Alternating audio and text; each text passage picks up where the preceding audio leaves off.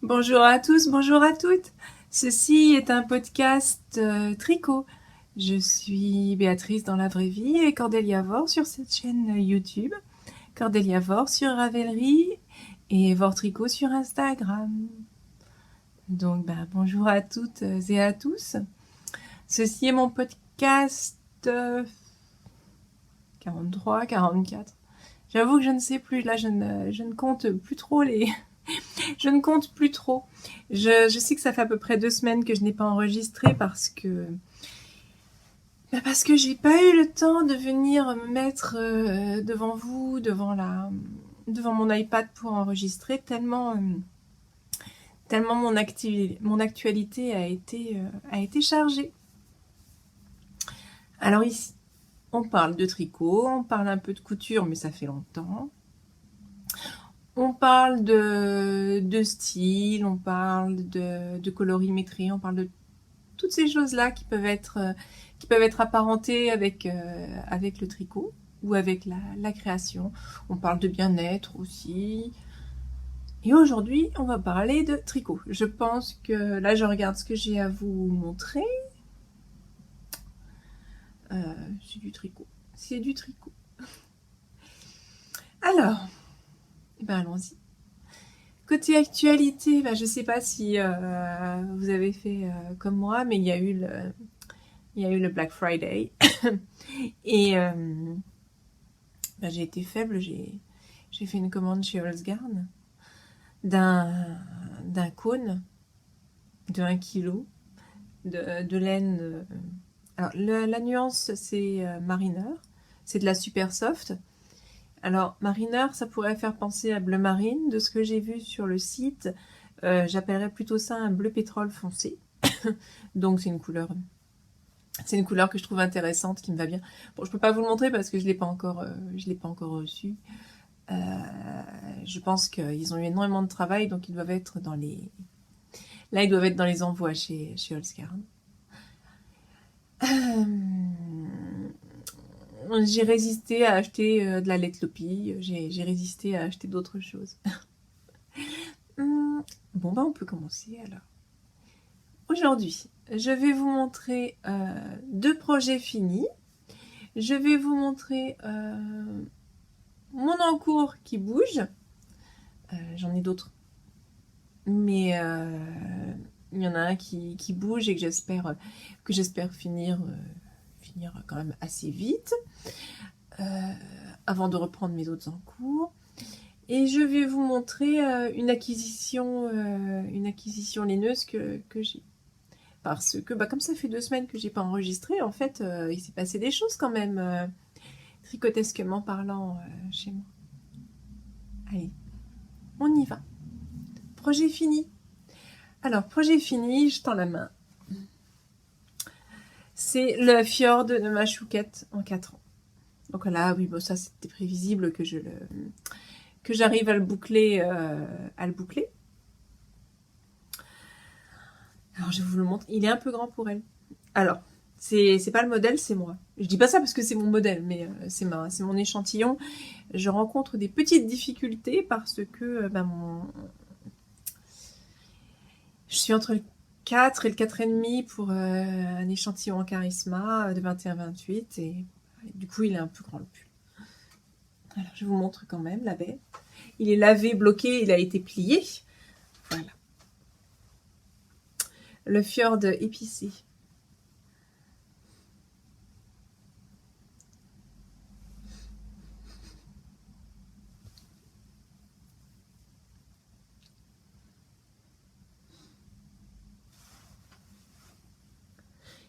Et puis c'est de la charisma, elle se distend un peu au lavage. Alors, comme mon Fjord, mais ça fait une interprétation complètement différente. C'est du 4 ans. Quand elle l'a sur le dos, on se croirait dans les années 90, là. Quand on avait des pulls un peu oversize. Bon, tout le monde n'a pas connu cette grande époque des pulls oversize et des épaulettes, mais moi, j'étais pré-ado et... Enfin, ouais, non, ou ado même. Et j'ai pleinement subi cette période. Bon, on ne rit pas de ses propres blagues. Alors, Côte torse, point de blé torse, le point de montagne, le point de clé ou petit point de clé. Oh, je sais plus, c'est un point texturé. Point de clé, je crois. Le point tweed. Et c'est rappelé en bas, point tweed, côte torse de 2. Et ici, point de blé, le point de clé ou point texturé, et puis côte torse 1 assez longue. Ça, c'est volontaire, hein. C'est plus long qu'en bas. J'ai voulu faire un twist. Donc, c'est le Fjord qui en teste actuellement. Hein. Si vous voulez continuer à le tester, j'ai encore des tailles disponibles. Et pour hommes, un petit peu plus pour hommes, ce serait bien aussi. J'ai une version bébé aussi qui est en test. J'ai une testeuse qui me l'a fait. Il y avait une coquille que j'ai corrigée. Il y en avait une que j'ai corrigée. Une petite erreur sur la longueur de manche. Demandez-moi. Appelez-moi, call me. Je vous donnerai le patron pour que vous puissiez le tester. Alors, qu'est-ce que je peux vous dire? Ça s'est passé sans encombre. C'est toujours un vrai plaisir à tricoter un yoke avec des textures. Moi, je dis ça parce que j'en ai encore un autre sur mes aiguilles là, mais c'est vrai que c'est super plaisant. J'ai fait la version avec des couleurs. Alors, dans le texte, j'ai pas documenté. Enfin, moi, j'ai pris des restes, alors je sais pas. Je ne sais pas au juste ce qui est nécessaire, mais comme ça, je dirais que il vous en faut un peu de. Sinon, vraiment, je verrai pour faire un calcul pour vous dire là ce qu'il faut comme reste de laine pour faire des. Mais là, comme ça, je dirais qu'avec une pelote de chaque, forcément, c'est largement suffisant. J'ai volontairement fait ça. Alors, non, au début, je me suis trompée, j'ai fait un rang. Et je me suis dit, oh, zut, je me suis trompée. Lequel j'avais fait en premier? Je sais plus. Ça devait. Oh, je ne sais plus. Et du coup, je me suis dit, attends, avant de démonter, tu demandes à la petite. Et elle m'a dit qu'elle aimait bien le fait que ça soit asymétrique. Allons-y. C'est vrai que ça fait un twist. Ça fait un twist, ça reste quand même très sympa.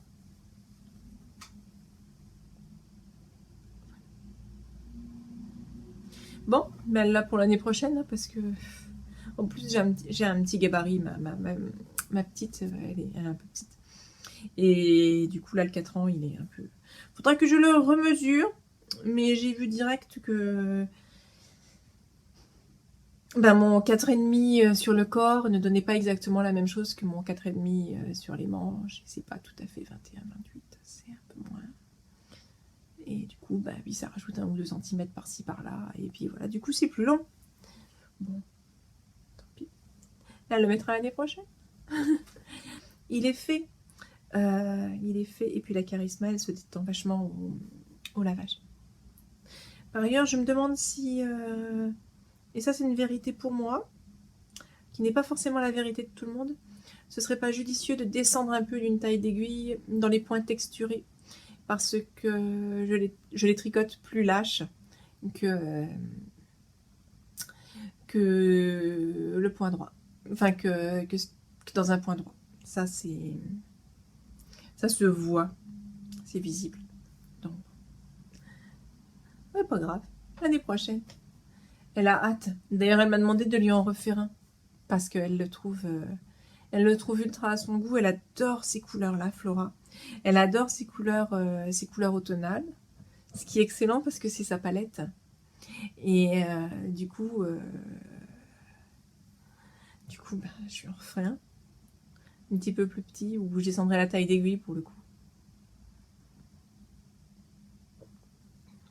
Je réfléchirai. Néanmoins, j'ai tellement d'encours là à terminer avant de m'emballer. D'ailleurs, j'ai décidé que maintenant, je finissais les encours, sauf cas d'extrême urgence. Alors, j'ai eu 2 extrêmes urgences. J'ai un collègue qui a accouché, sa femme a accouché, donc voilà, c'est une extrême urgence, donc je suis en train de faire une brassière en 3 mois. Oui, c'est une extrême urgence. Et le swap, je participe à un swap plaisir d'offrir et j'ai fait un bonnet que je vais vous montrer parce que je peux. C'est une de mes testeuses qui a organisé ce swap et du coup je participe et il y aura un accessoire à faire, ce sera à rendre pour début décembre et puis des goodies autour du tricot, des trucs à côté et j'ai une idée pour les goodies dont une idée que voilà, je trouve super, mais comment dire, alors je vais vous dire ce que c'est mais je vous le montrerai pas parce que ça en dirait trop. La fondue dans le principe du swap, la créatrice du swap a demandé aux gens de préciser leur gamme de couleurs parce que voilà, leur colorimétrie. Et donc du coup je connais la colorimétrie de ma swapée. Je suis allée voir un petit peu ses photos par-ci par-là, je suis allée faire un petit peu de recherche d'informations. Et donc je connais la colorimétrie, j'ai vu un peu des photos de ce qu'elle fait, tout ça, ses goûts. Donc je pense que ce que je vais vous montrer lui plaira. Et je vais lui faire, je vais pas lui faire que ça, mais je vais lui faire aussi un échantillon de tricot avec les laines que j'ai trouvées chez moi et qui correspondent à sa colorimétrie. Comme ça lui fera une palette. Et j'en possède des palettes, donc en plus je pourrais fiabiliser, comme j'en possède. La palette de la couleur de sa colorimétrie en tricot. C'est-à-dire que quand elle ira à choisir des laines, du maquillage, n'importe quoi, parce que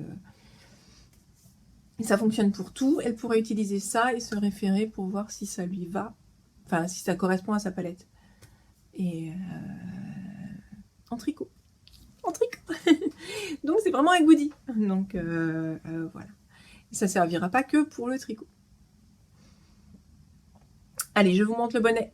Alors le bonnet, j'ai fait de la création moi-même. À la base, je voulais faire des torsades. Et puis, en voyant un petit peu les goûts et tout, machin, je me suis dit non, on fait des textures. Donc j'ai texturé. J'ai fait un mélange de textures. Et je vous le montre. Sur un ballon. Il est bloqué. Alors. Une couronne en 4.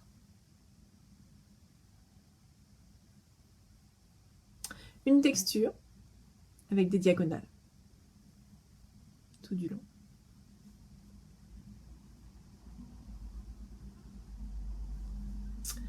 Des fausses côtes anglaises, des côtes torse 1-1. J'adore les côtes torse 1-1. Et pour finir, un rabattage que je fais toujours maintenant. Alors, c'est le Jenny's Surprisingly Stretchy Bind Off. Une maille sur 2. Une maille, je fais un jeté. Je tricote, je rabats avec le jeté, ce qui fait l'élastique. La maille d'après, je tricote, je rabats normalement. Et je fais toujours ça au crochet. Et le crochet, je descends un peu la taille d'aiguille du crochet. C'est-à-dire que ça, j'ai dû le tricoter en 5,5 ou en 6. En 6, je crois. Je vous dirai le fil après. Hein. Je l'ai tricoté en 6. Et j'ai dû passer à un crochet 5 ou 4,5. J'ai baissé le crochet. Bon, ça marche super bien sur moi. Ça marche super bien. C'est élastique ce qu'il faut et ferme ce qu'il faut. Donc de ce côté-là, je suis contente. Voilà. Alors, les laines, parce qu'il y en a 2. Il y a un fil de Puna. Alors, Puna, c'est de la 100% alpaga, mais diquée de chez Drops. Donc, c'est que de la laine. Hein.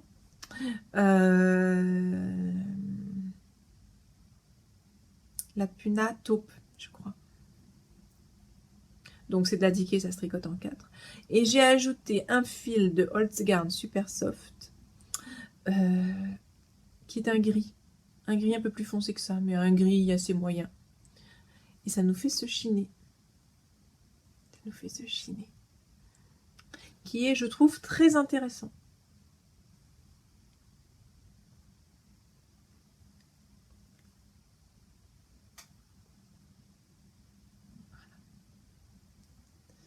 Je referai. De la Puna qui est un peu molle. Franchement, elle est un peu molle. Avec un fil de Holst. Ça fait cet effet chiné. Comme je suis restée dans des couleurs douces et naturelles, ça fonctionne super bien. Et ça redonne une certaine texture, une certaine tenue au mélange. Oh, bah, je peux lui passer. Au diable, la coquetterie.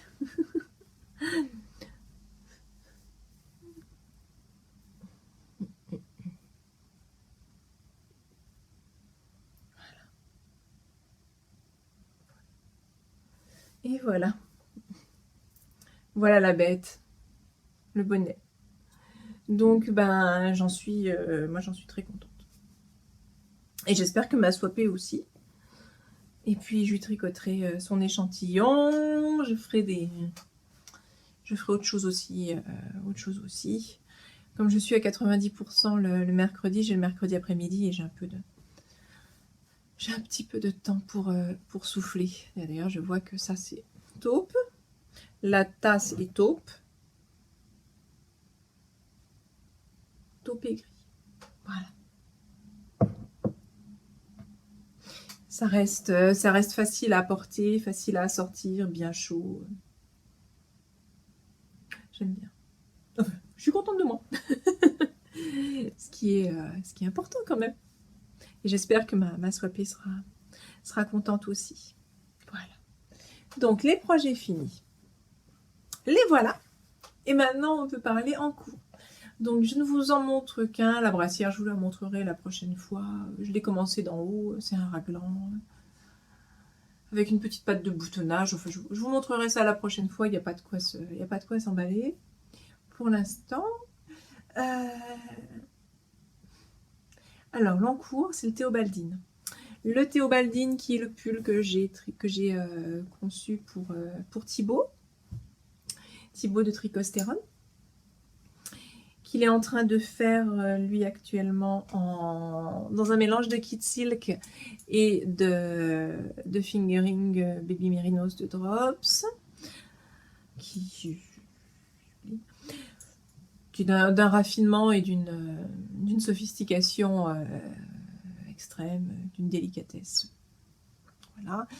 Et mon interprétation, moi, c'est pas la même taille d'aiguille. Et c'est pas du tout la même laine parce que je n'ai voulu faire que des laines rustiques, c'est-à-dire de la Holst. Non, pas de la Holst. J'aurais pu parce que je classifie la Holst dans de la laine rustique. Toutefois, là, je suis allée vers encore plus, j'ai envie de dire plus indépendant, plus artisanal, c'est-à-dire que j'utilise de la laine Lopi, de la Ardelaine, qui vient de Thibaut d'ailleurs, que Thibaut m'avait envoyé, et de la laine paysanne, de la laine Burel, je vais vous montrer tout ça, que j'ai commandé chez eux. Je leur ai dit que j'allais faire le modèle, je l'ai reçu, ça y est, le cône.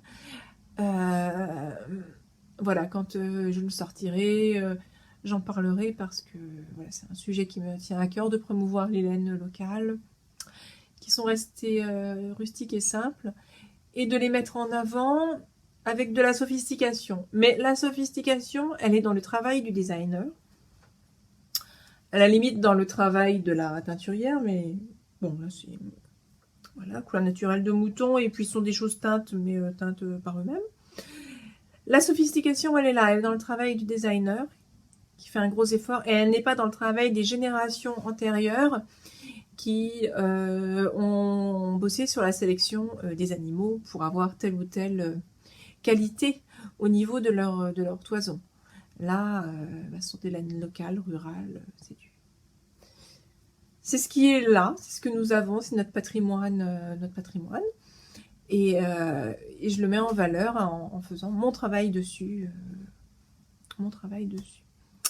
Alors, je vous montre. La dernière fois, je devais en être qu'au... Alors, il n'est pas terminé. Je devais en être qu'au yoke. Donc là, le yoke, il a bien avancé. Et j'ai le corps. Alors, le corps, je vais bientôt arriver au... J'y suis pas encore. Mais je vais bientôt arriver aux côtes du bas. Toutefois, sur les côtés, j'ai fait un genre de fausse couture avec des côtes torse. Avec un petit coup de côte torse. Tac. Voilà. Qui fait un petit effet.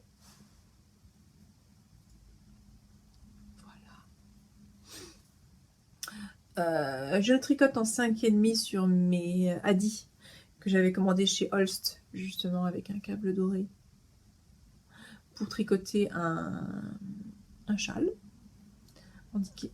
Donc un peu déjaugé en 5,5. Je pense qu'au niveau de l'échantillon, il faudra que je remesure, mais je dois être bien. Il faudra que je remesure là, parce que j'ai un bel... C'est une laine qui est un peu en soin. Elle n'est pas hyper propre. Il y a encore pas mal de petits morceaux de paille, de choses comme ça. C'est la couleur des moutons. C'est de la burrelle de chez Laine Paysanne. Et donc, elle a cette couleur-là, qui est un marron foncé, un peu café quand même. Oui, un peu café. Un marron foncé assez neutre. À mon sens, en termes de colorimétrie, c'est un marron foncé, à moi Soft Summer, qui doit être dans ma palette.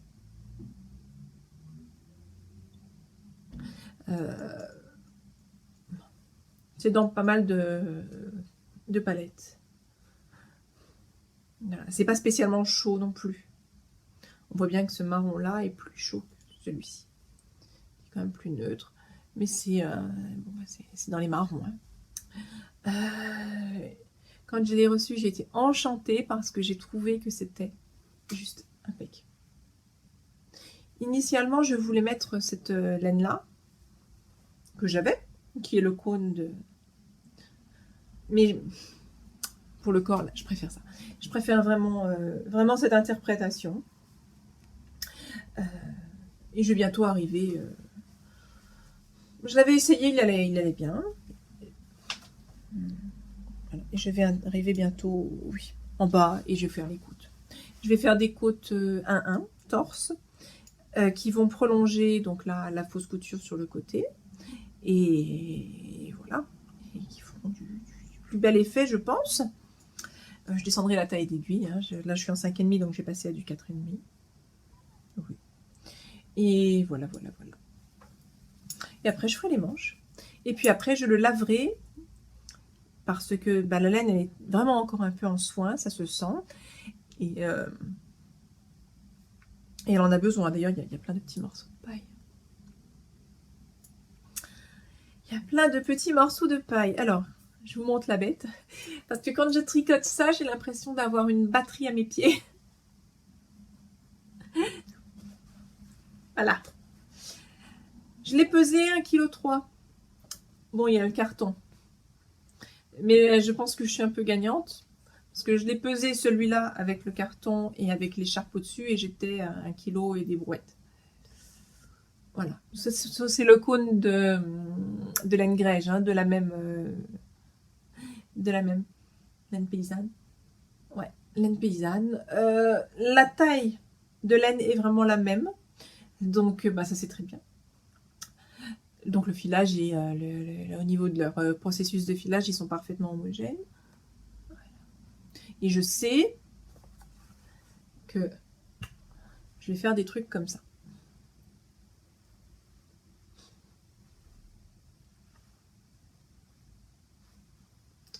Avec ça et ça. Et je réfléchirai aussi. Ce que j'ai pu constater en bidouillant, enfin en tripotant de la Holzgarn, c'est que les deux fils de Holzgarn ensemble ont rigoureusement, au toucher, à la sensation, la même épaisseur qu'un fil de ça. La Holzgarn se tricote en 3,5. Enfin, moi, c'est un échantillon. En simple, c'est en 3,5. Normalement, quand on passe en double, on rajoute la moitié de la taille de la laine, donc 3,5, ça nous ferait donc un 5,25, je crois, arrondi à 5,5. Ça fonctionne. Je pense que quand je vais tricoter de la Holzgarn en double, je la ferai en 5,5, qui pourra aller avec ça. Et j'ai trouvé aussi que la Let Lopi, qui est une laine mèche, en 5,5, elle passait bien. Voilà, là, elle est tricotée en 5,5. Je trouve pas que ça soit déjaugé, on voit un peu au travers, mais c'est pas non plus... voilà. Elle peut se tricoter en 3,5. Je pense que ce genre de laine doit combler vraiment les trous au niveau de l'épaisseur. Ce sont des laines poilues, des laines rustiques, qui gonflent. On n'a pas une définition de point comme le mérinos ou comme une matière qui va avoir du coton ou une laine peignée. C'est... voilà, ça gonfle. Ça, c'est de la Népal, qui est un peu poilue, mais bon, c'est normal qu'elle soit poilue vu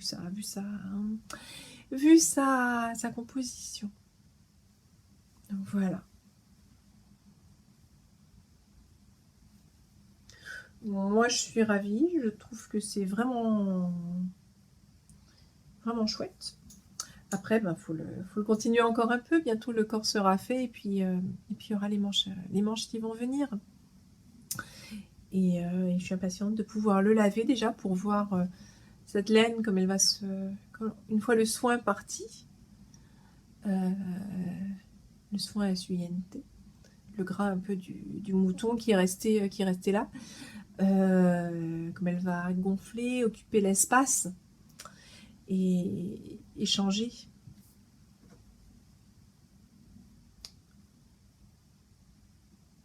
Alors, j'ai monté un yoke. Alors, je l'ai pas monté, j'ai conçu un yoke en jacquard. Normalement, c'est donc Thibaut et ou Adeline va y avoir droit. Moi aussi, une fois que j'aurai fini mes encours, parce qu'à un moment donné, il faut être sage. Il faut que je boucle mes encours, que je documente ce que j'ai en route et que je fasse des tests. Et puis, il faut que je mette en ligne aussi très prochainement des modèles là. Ça y est, ils ont été testés, j'ai eu des retours là. Je vais pouvoir mettre en ligne le cache-cœur, je vais mettre en ligne le pull Colette, le pull Olivier. Je vais faire une campagne de mise en ligne bientôt. Voilà. Je regarde le reste. Ça fait une demi-heure qu'on est ensemble. Est-ce que j'ai autre chose à vous dire? Concernant le yoke, le Théobaldine, le Théobaldine, si vous voulez le tester, si vous en avez envie, parce que là, voilà.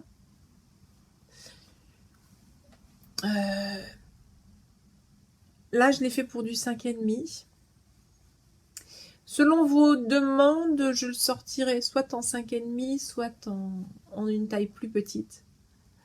Je pense qu'il pourrait être très intéressant à faire en Holzgarn, dans ce cas en 3,5. Un échantillon fingering. Voilà. Là, ça, selon les retours, hein, écrivez-moi, dites-moi ce qui vous dit, envoyez-moi un message sur Instagram, ce que vous avez envie. En tout cas, celui-là, il va être en... C'est quelque chose pour des laines naturelles. Oui, je pense que je vais le sortir en 5,5.